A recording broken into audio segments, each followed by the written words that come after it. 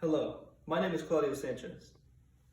Abraham Lincoln once said, "As yet, the wind is an untamed and unharnessed force, and quite possibly one of the greatest discoveries hereafter to be made will be the taming and harnessing of it." The wind today, and even back in the day, is an invisible and mysterious force. Of course, we can explain it with modern science, with the rotation of the earth and its gravitational pull, but that's something for another speech. What I do know is that wind is a revered ally for the human race and should be greatly respected.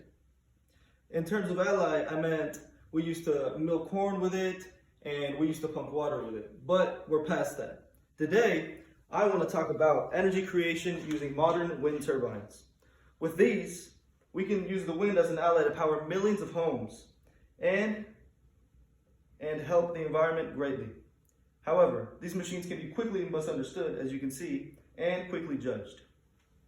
What I'm trying to present is that despite reasonable, yet minimal concerns about possible detrimental impacts, the ability to harness the wind with modern turbines will bring along a cleaner, more efficient, and cost-effective form of renewable energy. To better back up the ally that the wind was for us, let's go back a couple hundred years. Let's go to the 1700s, 1800s, early America. Colonists and settlers had a lot to do. They had to facilitate their cumbersome work with something, and they did so using wind. Instead of manually grinding away those seeds in the corn, they used windmills. Instead of getting the water themselves and fetching it from the wells themselves, they used wind pumps. Instead of using every little bit of energy that they had to saw that lumber to build their homes, they used water mills powered by the wind. The use of wind not only helped in basic farming practices, but it also boosted a lot of living conditions. It became a staple in their societal progress, and it helped sustain many settlements. These settlements became exponentially sustainable and helped create the nation that we stand in today. However, like I said before, we must now look past that. Our vision has to be to the future, for we are now beyond that time in human history. In that future, we must focus on wind power's potential in the energy market, and the way we can implement it to facilitate our livelihood. A way that we can make those wind turbines I showed you earlier a staple in our societal progress. Progress today that is clogged and stopped up by expensive and inefficient electricity production. In a study done by the Wall Street Journal, it was discovered that wind produces power at 1,164% effectiveness.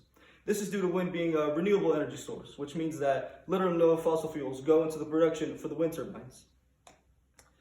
This creates, the elimination of these fossil fuels creates an effectiveness that is shown in the minimal maintenance costs and the disappearance of factory waste mitigation costs. Unfortunately, wind power produces less than 1% of all the electricity in the US. This is a waste of the efficiency of this production of electricity. However, research states that the potential for wind power production in the US can reach up to 10 million kilowatt hours a year. This is equal to 10 billion barrels of oil. That is equal to the global yearly supply. This means that if the US is willing to risk an investment in wind power, we can become a literal powerhouse, pun intended, of electricity production in the world, all while avoiding unnecessary costs. But of course, the topic of the detriments of wind power. The main ones being noise pollution at night and the costs of installation.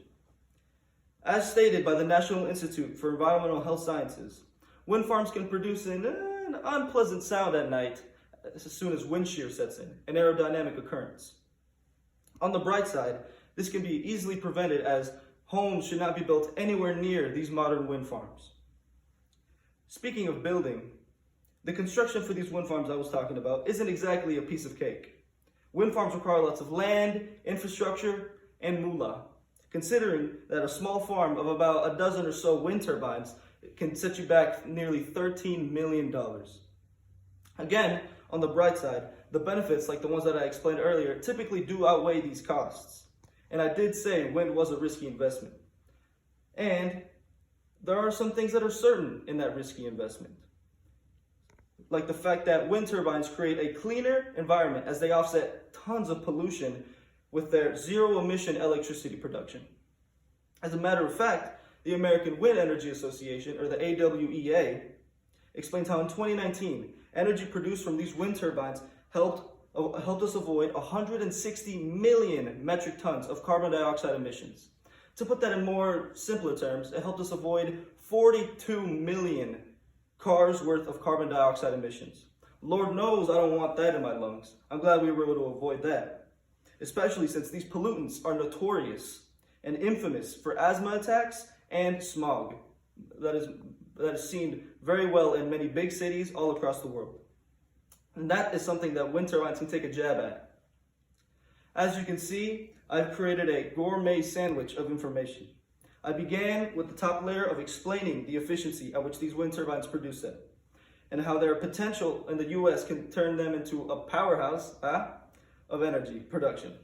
And then I elaborated on the bitter layer of the complications associated with wind production, with wind energy. Complications such as noise pollution at night due to wind shear and the installation costs of these wind farms. Yet, I followed these complications up with solutions and explaining the safeties in this far-fetched or risky investment that is wind power. Safeties which I presented in the very top layer, the finishing layer, of a greener environment due to the dodging of CO2 emissions using these modern wind turbines. Now that it is shown that although wind energy presents these benefits for the environment and for efficient energy production, reducing costs and maintenance worries, we can see that there will be valid insecurities and there will be disagreements on brand new innovations as seen day to day, whether it be technology, TVs, new gaming consoles, new computers, new tech giants like Facebook and Apple. There will always be disagreements and worries about these new innovations.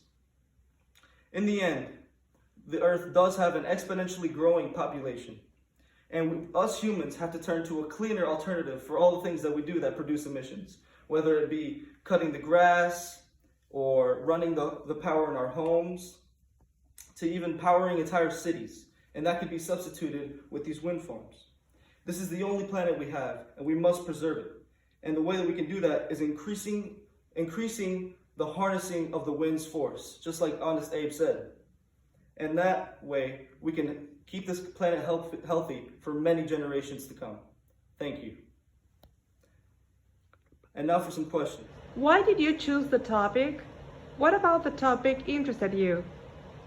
I chose this topic because I have sort of a passion for environmental things and issues, and the ways to resolve these issues and the way it impacts our planet.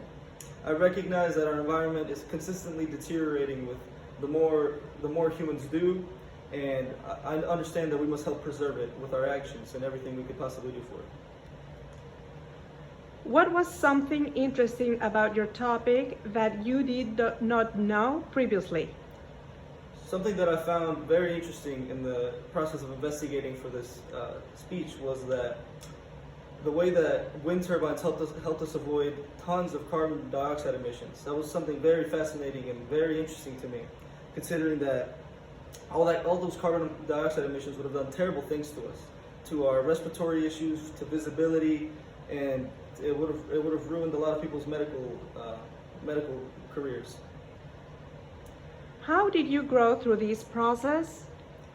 The way that I grew in investigating and preparing for this was that it made me care more about our planet, and it opened up my eyes and made me more aware of the strength, the power of renewable energy, such as wind and hydroelectric and biomass.